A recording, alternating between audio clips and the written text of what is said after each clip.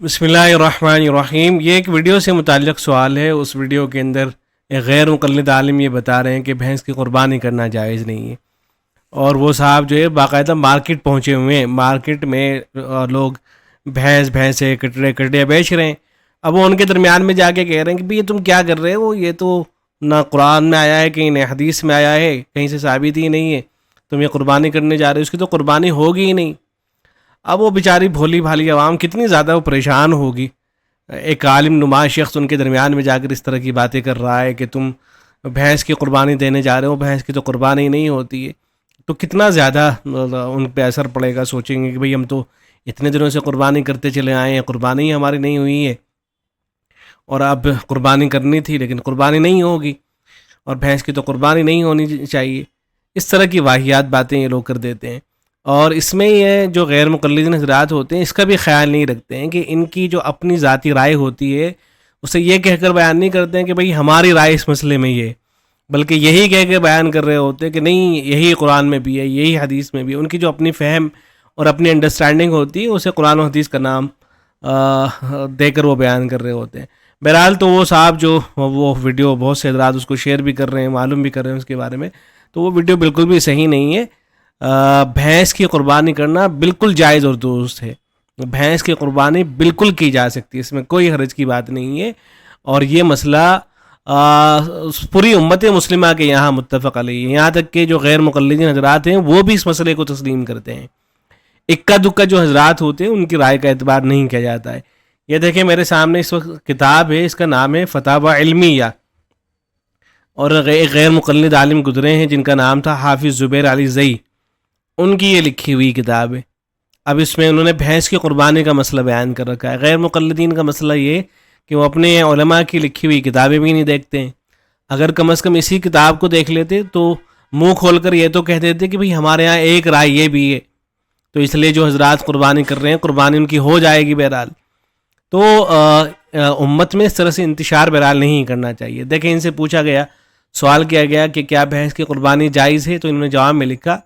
کہ اونٹ، گائے، بھیڑ اور بکری کی قربانی کتاب و سنت سے ثابت ہے، اور یہ بات بالکل صحیح ہے کہ بھینس گائے کی ایک قسم ہے، اور یہ بات بالکل صحیح ہے کہ بھینس گائے کی ایک قسم ہے۔ اس پر ائمہ اسلام کا اجماع ہے، ائمہ اسلام مسلمانوں کے جو ائمہ ہیں ان کا اس بات پر اجماع ہے کہ بھینس جو ہے گائے کی ایک قسم ہے۔ امام ابن المنذر رحمہ اللہ فرماتے ہیں وَأَجْمَعُوا عَلَىٰ أَنَّ حُكْمَ الْجَامُوس حُكْمُ الْبَقَرِ، کہتے ہیں کہ اس بات پر اجماع ہے کہ بھینسوں کا وہی حکم ہے جو گائیوں کا ہے۔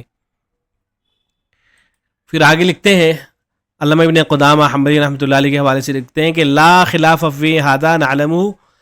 اس مسئلے میں ہمارے علم کے مطابق کوئی اختلاف نہیں ہے، یعنی پوری امت مسلمہ کے یہاں یہی مسئلہ ہے۔ پھر آگے لکھتے ہیں کہ زکوٰۃ کے سلسلے میں اس مسئلے پر اجماع ہے کہ بھینس گائے کی جنس میں سے ہے، اور یہ اس بات کی دلیل ہے کہ بھینس گائے کی ایک قسم ہے۔ پھر بات واضح ہو گئی ہے کہ بھئی اجماعی مسئلہ ہے، پوری امت مسلمہ کا اس پر اتفاق ہے۔ البتہ آگے یہ کہتے ہیں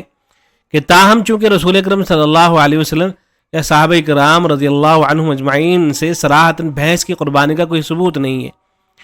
لہذا بہتر یہی ہے کہ بھینس کی قربانی نہ کی جائے، بلکہ صرف اونٹ، گائے، بیل، بھیڑ اور بکری کی ہی قربانی کی جائے، اور اسی میں احتیاط ہے۔ یہ ان کی رائے ہے، ہمارے نزدیک یہ بات بھی صحیح نہیں ہے، اس لیے کہ جب یہ بات ثابت ہو گئی ہے کہ بھینس وہ گائے کی ایک قسم ہے، اور آپ صلی اللہ علیہ وسلم اور صحابہ اکرام سے گائے کی قربانی کرنا ثابت ہے، تو جب ثابت ہے تو گویا کہ بھینس کی قربانی بھی صحابہ اکرام رضوان اللہ صلی اللہ علیہ وسلم سے ثابت ہو گئی ہے، اس لیے کہ بھینس جو ہے وہ گائے کی طرح ہے، اسی کی ایک قسم ہے۔ اب یہ کہنا کہ اس میں احتیاط کرو اور احتیاط اس میں ہے کہ بھینس کی قربانی نہ کی جائے، یہ ایسی ہی بات ہے جس کی کوئی بنیاد نہیں ہے،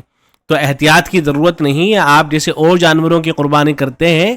اسی طریقے سے آپ بھینس کی قربانی بھی کر سکتے ہیں۔ البتہ چونکہ بھینس جو ہے یہ بات ہے نا کہ بھئی اللہ کے نبی صلی اللہ علیہ وسلم نے اس کی قربانی نہیں کی اور صحابہ کرام نے اس کی قربانی نہیں کی، وہ اس لیے کہ عرب کے یہاں یہ ہوتی نہیں تھی، عربوں میں جو ہے بھینس نہیں ہوتی تھی، تو اس لیے اس کی قربانی کا بھی ذکر نہیں ملتا ہے۔ لیکن اسی کی جو بہن ہے گائے، اس کی قربانی کا ذکر ملتا ہے، تو جب بہن کی قربانی کا ذکر مل رہا ہے تو اس کی قربانی بھی ہو جائے گی. یہ بالکل ایسے ہی ہے جیسے ہمارے یہاں بہت سی بکریاں پائی جاتی ہیں, بہت سی الگ الگ قسم کی گائے پائی جاتی ہیں, بہت سی الگ الگ قسم کے اور جانور پائے جاتے ہیں جن کی قربانی کی جاتی ہے. اب کوئی آدمی یہ کہنا شروع کر دے کہ بھائی اس والے کی قربانی کرنا جائز نہیں ہے, اس لیے کہ آپ صلی اللہ علیہ وسلم نے بکری کی تو قربانی کی ہے, آپ صلی اللہ علیہ وسلم نے اور صحابہ اکرام سے ثابت تو ہے, لیکن اس والے کی ثابت نہیں ہے,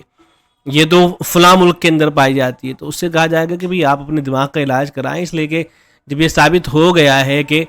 بکری کی قربانی جائز ہے تو کوئی بھی بکری کی قسم ہو اس کی قربانی کرنا جائز ہوگا. تو بالکل اسی طریقے سے جب یہ ثابت ہو گیا کہ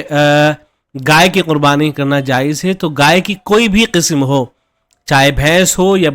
گائے کی کوئی اور قسم ہو, تو اس کی قربانی کرنا جو ہے جائز ہوگا. بہرحال بھینس کی قربانی کرنا بالکل جائز اور درست ہے, بے تکلف اس کی قربانی کی جا سکتی ہے, ایسا نہیں کہ قربانی نہیں ہوگی, یا ایسا بھی نہیں ہے کہ احتیاطاً جو ہے اس کی قربانی نہیں کرنی چاہیے. اس طرح کی کوئی بھی بات صحیح نہیں ہے. السلام علیکم ورحمۃ اللہ.